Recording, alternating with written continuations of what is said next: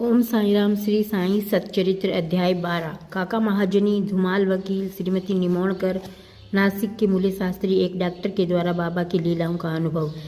इस अध्याय में बाबा किस प्रकार भक्तों से भेंट करते हैं और कैसा बर्ताव करते थे इसका वर्णन किया गया है। संतों का कार्य। हम देख चुके हैं कि ईश्वरीय अवतार का ध्येय साधुजनों का परित्राण और दुष्टों का संहार करना है, परंतु संतों का कार्य तो सर्वथा भिन्न ही है। संतों के लिए साधु और दुष्ट प्राय एक समान ही है। यथार्थ में उन्हें दुष्कर्म करने वालों की प्रथम चिंता होती है और वे उन्हें उचित पथ पर लगा देते हैं।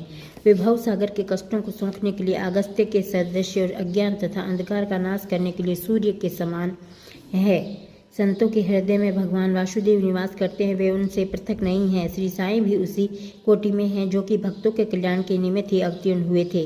वे ज्ञान ज्योति स्वरूप थे और उनकी दिव्य प्रभा अपूर्व थी। उन्हें समस्त प्राणियों से समान प्रेम था। वे निष्काम तथा नित्य मुक्त थे। उनकी दृष्टि में शत्रु, मित्र, राजा, भिक्षुक सब एक समान थे। पाठकों, अब कृपया उनका यश श्रवण करें। भक्तों के लिए उन्होंने अपना दिव्य गुण समूह पूर्णतः प्रयोग किया और सदैव उनकी सहायता करने के लिए तत्पर रहे। उनकी इच्छा के बिना कोई भक्त उनके पास पहुंच ही नहीं सकता था।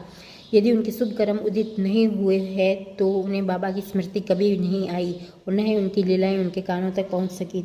तब फिर बाबा के दर्शनों का विचार भी उन्हें कैसे आ सकता है था। अनेक व्यक्तियों की श्री साईं बाबा के दर्शन की इच्छा होते हुए भी उन्हें बाबा के महासमाधि लेने तक का कोई योग प्राप्त न हो सका है।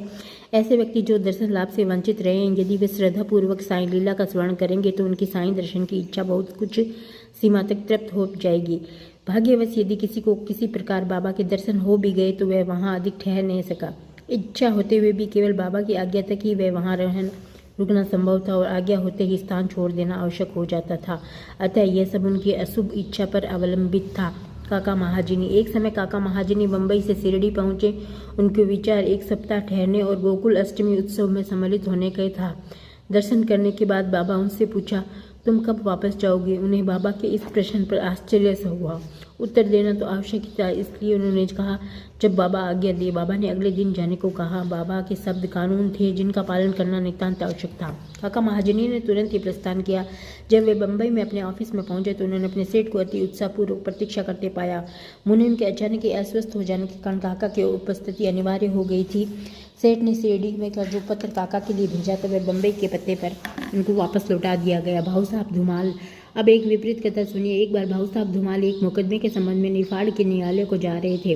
मार्ग में वे शिरडी उतरे। उन्होंने बाबा के दर्शन किए और तत्काल निफाड़ को प्रस्थान करने लगे, परंतु बाबा की स्वीकृति प्राप्त न हुई। उन्होंने शिरडी में एक सप्ताह और रोक लिया। इसी बीच निफाड़ के न्यायाधीश उदर पीड़ा से ग्रस्त हो गए। इस कारण उनका मुकदमा किसी अगले दिन के लिए बढ़ाया गया। एक